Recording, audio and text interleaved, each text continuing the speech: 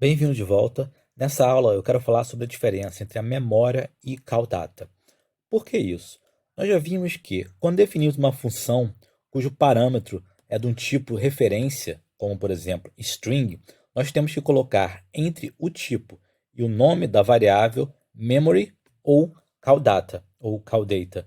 E eu não falei essa diferença, o que é memory e o que é call data. Então nessa aula nós vamos ver isso. Mas para isso nós temos que entender um pouquinho sobre os locais de armazenamento da máquina virtual do Ethereum. A EVM ela tem 4 locais onde ela pode armazenar e manipular dados.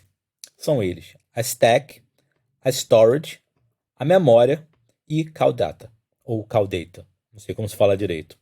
Bom, qual é a diferença? Primeiro, a stack.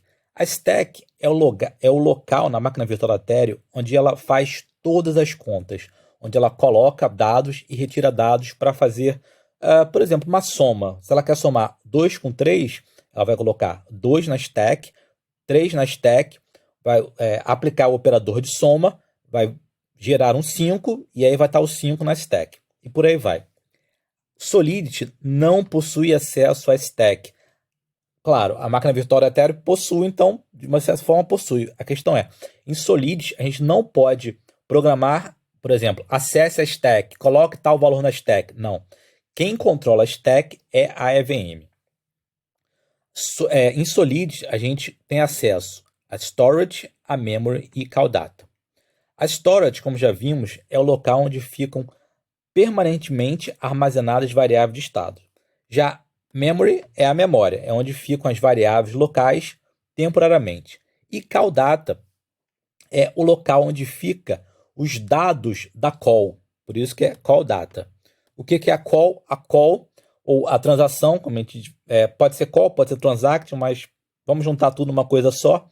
Quando a gente faz uma transação ou uma call, que a gente envia, a gente tem que enviar parâmetros, e mesmo que não enviemos parâmetros, essa transação, a gente tem que dizer qual a função que a gente está executando. Então, esses dados de qual é a função que a gente está executando e eventuais parâmetros da função estão no call data. Então, vamos ver isso no código, aqui no remix. E eu escrevi esse contrato aqui bem simples, call data, ele tem uma variável de estado, myNumber, do tipo uint, e tem uma função pura, porque ela não acessa nem altera nenhuma variável de estado, que ela retorna um int, e aqui tem um valor na memória, por exemplo. E ela tem um parâmetro do tipo uint. Eu vou fazer o deploy desse contrato, vou aqui embaixo, vou executar essa função, passando o valor 12, em exemplo, o nome da função é exemplo, ele executou. E aqui embaixo, na área do debug, onde aparece a call, veja que aqui do lado tem o botão debug. A gente não usou esse botão ainda. Eu vou mostrar rapidamente a funcionalidade desse debug. Quando a gente clica em debug, ele vai reexecutar essa transação. E aí eu posso reexecutar passo a passo. Então aqui a gente tem todas as informações que a gente precisa da transação sendo executada.